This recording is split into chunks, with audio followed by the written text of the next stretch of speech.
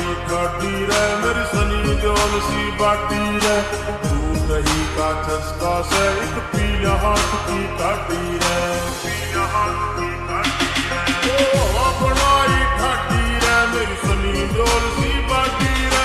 दूध दही का चस्का से एक पीला हाथ की काटी रे शान कसूती बैठक में आओ के हाथ की